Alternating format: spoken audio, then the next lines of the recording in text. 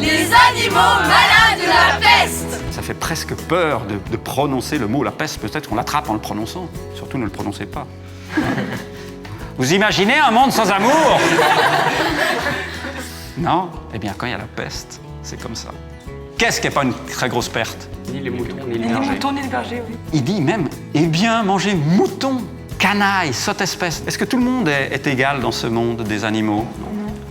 Ça alors, ainsi dit le renard, est flatteur d'applaudir. Faites-moi les flatteurs. Le renard a parlé. Oh, encore, vous faites bien les flatteurs. Parce que, vous pouvez me rappeler, c'est qui les coupables dans cette histoire? Les victimes, bien sûr. C'est normal.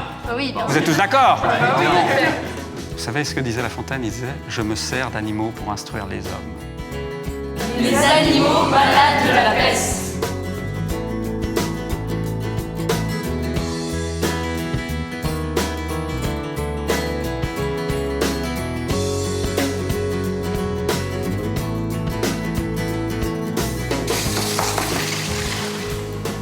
La fable s'appelle « Les animaux malades de la peste ».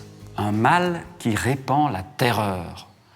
Mal que le ciel, en sa fureur, inventa pour punir les crimes de la terre. Le ciel est fâché et il invente une punition pour les crimes qui ont été faits sur terre. La peste, puisqu'il faut l'appeler par son nom. Pourquoi, à votre avis, il nous dit ça, puisqu'il faut l'appeler par son nom? Pourquoi entre parenthèses?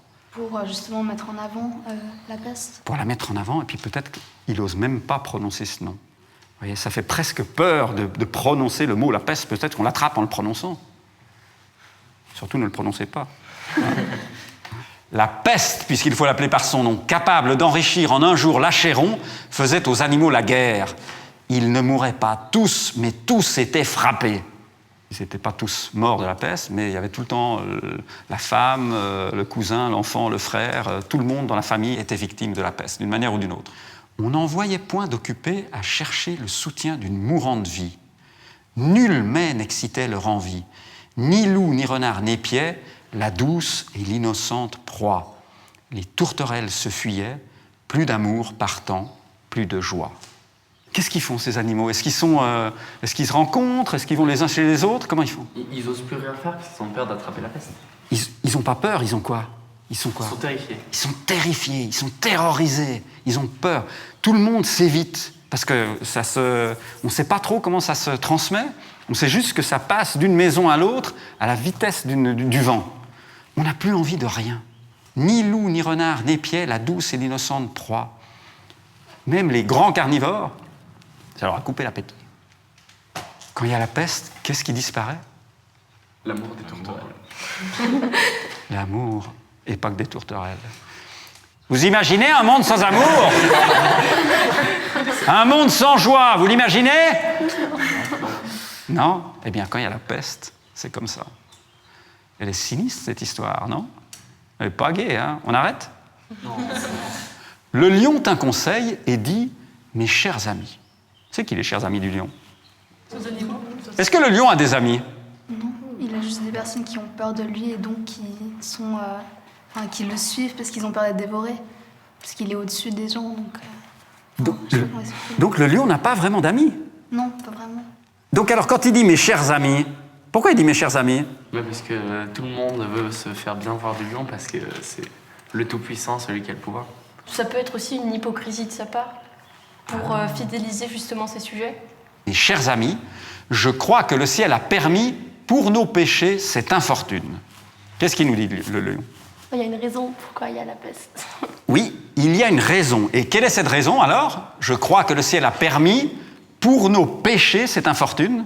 C'est quoi la raison? Les péchés. Il y a eu des crimes qui ont été commis et ces crimes ont déclenché une colère divine. En gros, c'est ça. Mais ça a un peu une connotation religieuse quand même, les péchés. À part ça, est-ce qu'il y a d'autres connotations religieuses là-dedans? Bah le ciel, mais... Le ciel est religieux? Non, mais... Le ciel est bleu. Que le plus coupable de nous se sacrifie au trait du céleste courroux. Peut-être il obtiendra la guérison commune. Il demande que quelqu'un se sacrifie pour les autres. Oui, mais il demande à qui de se sacrifier? Est-ce qu'il demande à n'importe qui? Celui qui se sent le plus coupable. Celui qui se sent le plus coupable ou qui est le plus... Pourquoi vous dites qu'il se sent que le plus... Est-ce qu'il dit que celui qui se sent le plus coupable d'entre nous, Le plus coupable. C'est qui va choisir qui est le plus coupable? Enfin, c'est différents points de vue. ça dépend donc la culpabilité dépend du point de vue. Ah, donc alors un crime n'est pas vraiment un crime. Bah, est-ce que le lion, quand il mange une gazelle, est-ce que c'est considéré comme un crime ou comme de la survie? Pour la gazelle, c'est considéré comme un crime, mais pas pour le lion. C'est pour ça que... Ouais, c'est ça. Ah, donc c'est une question de point de vue. Donc finalement, il n'y a aucun crime. Non, mais ça dépend. C'est qu'on peut pas dire ça, mais voilà. Mais c'est quoi le céleste kourou?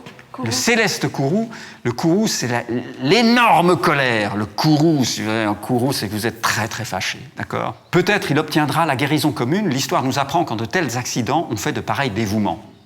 On a peur de ce qu'on ne connaît pas. Et là, on ne sait pas trop ce qui se passe et on a peur un petit peu de tout ce qui peut arriver. Le lion continue de parler.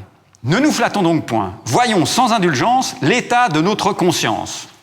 Voilà la règle posée par le lion. Mais si chacun, imaginons que chacun a commis un crime, et chacun dit ce qu'il a fait. Si tout le monde respecte la règle, elle marche. Et c'est toujours notre ami le lion qui parle. Pour moi, satisfaisant mes appétits gloutons, j'ai dévoré force mouton. Que m'avait-il fait? Nulle offense. Même il m'est arrivé quelquefois de manger le berger. Quel est le crime du lion? Il a su nourrir. Il a tué quoi? Des moutons, des moutons inoffensifs. Et qu'est-ce qu'il a fait d'autre? Il a mangé le berger.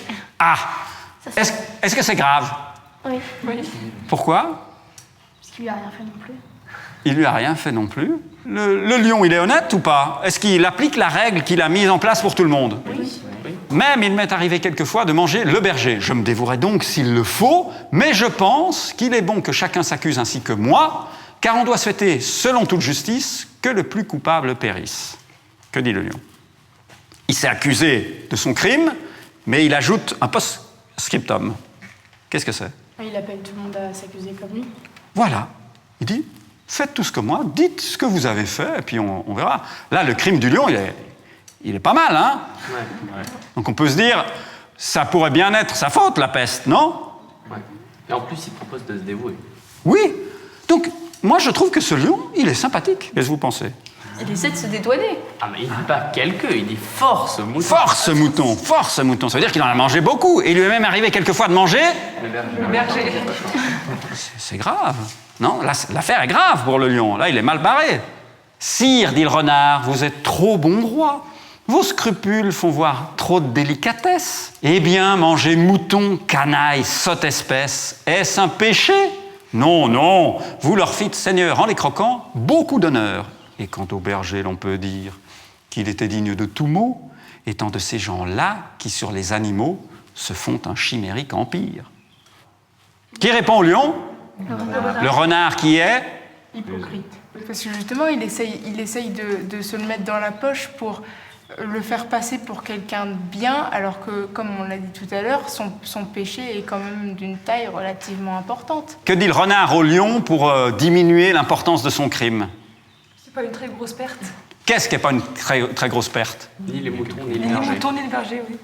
Oui, et puis il dit même, eh bien, manger mouton, canaille, sotte espèce. Donc les moutons, je sais plus, les brebis ou tout ce qu'il a pu manger, c'est des sottes espèces. Ça veut dire que, est-ce que tout le monde est égal dans ce monde des animaux? Non. Ça alors? Donc le lion dit, la règle est la même pour tout le monde, et tout d'un coup, le renard, qu'est-ce qu'il fait? Il déconstruit la règle. Il casse la règle. Qu'est-ce qu'il a fait en fait, le lion, en mangeant ses bêtes? Bah, il leur rend service. Il leur rend service de les croquer, non? Il devrait les remercier, les moutons, les canailles et toutes ces sortes d'espèces. Il devrait dire merci de m'arracher la cuisse, de me bouffer le ventre, etc. Le berger, c'est qui? Bah, c'est un esclavagiste. C'est un Un esclavagiste. esclavagiste d'animaux. Ouais, c'est un sale type. Donc, au final, est-ce que notre ami le lion, après ce qu'on pourrait appeler la plaidoirie du renard, est-ce que notre ami le lion a commis un crime? Non. Ainsi, dit le renard, est flatteur d'applaudir. Faites-moi les flatteurs. Le renard a parlé. Encore, vous faites bien les flatteurs. Le renard, il a même pas dit ce que lui, il a fait. Il n'a même pas appliqué la règle. Et pourquoi il n'a pas eu besoin de le faire? Pourquoi? Parce qu'il sait qu'il est déjà bien avec le roi et dès qu'il encourage le roi, il n'a pas besoin. On avait dit que le renard, il était quoi? Rusé, hypocrite. Qu'est-ce qu'il est malin, hein? Il réussit à accuser les proies, comme ça il dédouane tous les carnivores. Donc il s'enlève son crime, celui du lion, et c'est les proies qui sont accusées. C'est les proies qui sont les coupables. Est-ce que cette histoire pourrait encore arriver aujourd'hui ou, Dieu merci, c'est une histoire qui n'arrive plus, c'est une histoire qui arrivait du temps de La Fontaine? Bah oui, c'est une histoire de corruption, ça arrive tous les jours. Ça arrive tous les jours. Vous vous rendez compte? Ça a été écrit il y a 350 ans. On n'osa trop approfondir du tigre, ni de l'ours, ni des autres puissances, les moins pardonnables offenses. Tous les gens querelleurs, jusqu'au simple matin, au dire de chacun, étaient de petits saints. Donc tous les méchants étaient quoi? Tous les puissants ont témoigné. Mais finalement, on comprend que... Est-ce qu'ils risquent de passer à la casserole, ces gens-là? Non. Parce que, vous pouvez me rappeler, c'est qui les coupables dans cette histoire? Les victimes, bien sûr. Les victimes, c'est ça? D'accord. C'est normal. Oui, bien Vous sûr. êtes tous d'accord? Les victimes sont quoi? Coupable. Ok. L'âne vint à son tour et dit, j'ai souvenance, qu'en un pré de moines passants, la faim, l'occasion, l'herbe tendre, et je pense, quelque diable aussi me poussant, je tondis de ce pré la largeur de ma langue. Je n'en avais nul droit, puisqu'il faut parler net. Est-ce que l'âne est un criminel? Bah si, il a mangé de l'herbe, quand même. C'est un crime conséquent. Monsieur est passé du côté du lion. Hein, c'est vrai. Est-ce qu'il en a mangé beaucoup de ce pré? C'est large comment, la langue d'un âne? Montrez-moi tous. Montrez-moi tous. Bah dis donc, vous avez... Ouais, c'est plutôt ça, hein. Plutôt un âne, c'est un peu ça, hein. On est bien d'accord. Donc, montrez-moi la taille du crime de l'âne. C'est grave, non? L'affaire est grave. Alors, je t'en dis de ce près la largeur de ma langue. Est-ce que l'âne respecte la loi faite émise par le lion? Oui. Il dit, s'accuse, très bien. Voilà. Je n'en avais nul droit, puisqu'il faut parler net. À ces mots, on cria « Haro » sur le baudet. C'est qui le baudet? C'est l'âne, Haro. C'est-à-dire que tout le monde se met à crier, se déchaîner contre l'âne. Un loup quelque peu clair prouva par sa harangue, prouva par son discours qu'il fallait dévouer ce maudit animal, ce pelé, ce galeux, d'où venait tout leur mal. Qu'est-ce qu'il dit, le loup? Il l'accuse. Il lui dit quoi? Il dit quoi? Que tout vient de lui, que du coup c'est lui qu'il faut sacrifier. Mais le plus grave de tous, c'est quoi? C'est de tondre de la largeur de sa langue un pré. Un pré. Quel crime abominable. Ça pécadille. C'est quoi une pécadille? Une chose sans importance. Oui, exactement. C'est un petit péché de rien du tout. Sa pécadille fut jugée un cas pendable, c'est-à-dire qu'on va le pendre.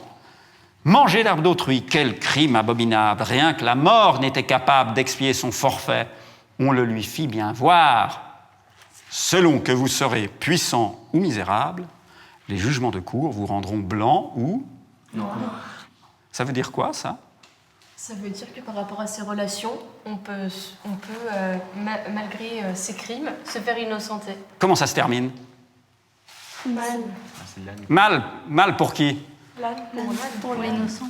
Mal pour l'innocence. Vous vous rendez compte? C'est l'innocence qui va être condamnée. Est-ce que vous l'aimez, cette histoire? Oui. Qu'est-ce que vous aimez dans cette histoire? Voilà, la vérité du...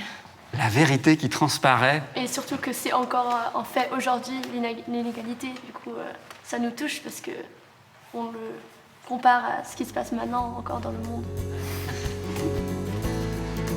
Alors, il y a quelque chose de sympathique avec les fables de La Fontaine. C'est qu'on peut les lire, comme on l'a fait, on peut les dire, et puis on peut aussi les réciter.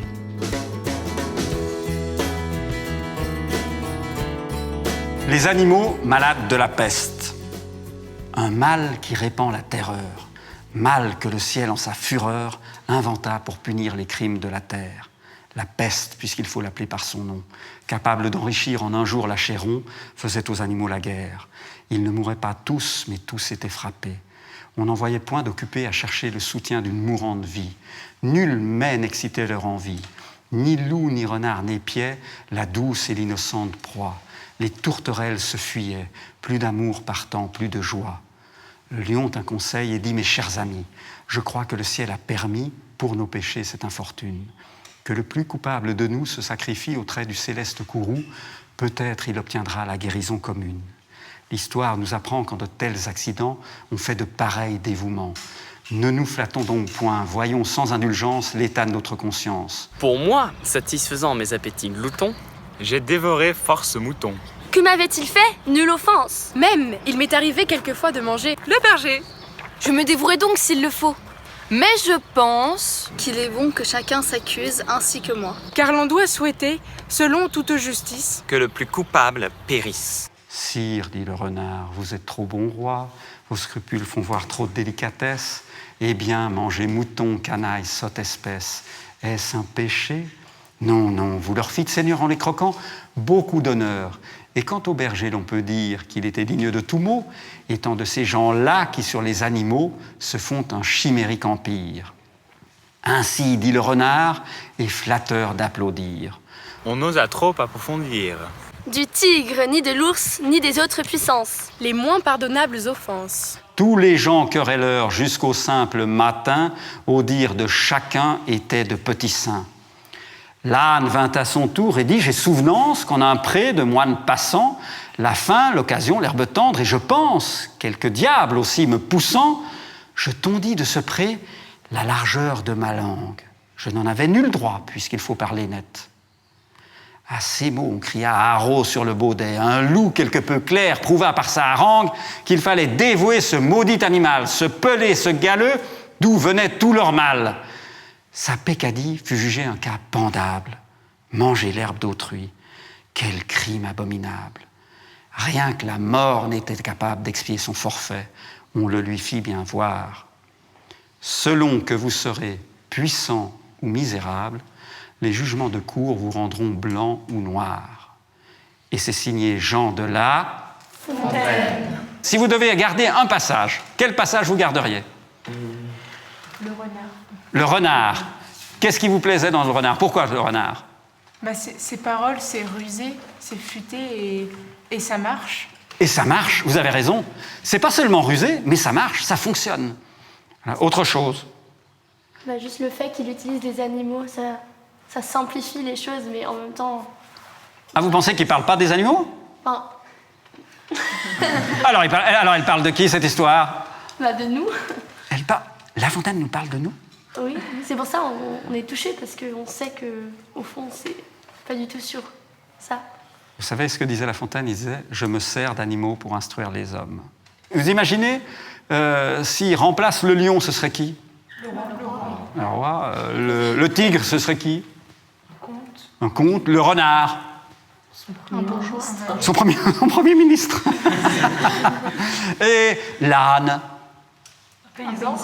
Est-ce qu'il aurait pu l'écrire avec ces personnages-là? Ça dépend. S'il tire à sa tête, non. Voilà. Sinon, oui. Mais est-ce que vous pensez que le roi, quand il a lu ça, il a pensé que ça parlait d'animaux? Peut-être qu'il s'est dit que les gens du peuple seraient trop bêtes pour voir la comparaison. Il n'y a aucun doute que le roi a très bien compris, mais comme c'était pas... Vous voyez, il y a l'ironie. Je pense que la beauté et l'humour peuvent sauver. Et La Fontaine, il est rusé aussi. Ouh là là, et comment? Alors, ici, vous avez la fable en grand, poster, elle fait 4 mètres de long. D'accord? Vous vous souviendrez, les animaux malades de la peste, c'est pas 64 vers, c'est 4 mètres de long. Et ici, j'ai la même en petit. Est-ce que vous la voudriez? Oui. Alors, voilà, mademoiselle, bravo. Devant tant d'enthousiasme, que dire? Monsieur, bravo. Voilà. Alors, merci beaucoup. Vous avez eu du plaisir, c'était bien? Oui. Alors, merci, voilà.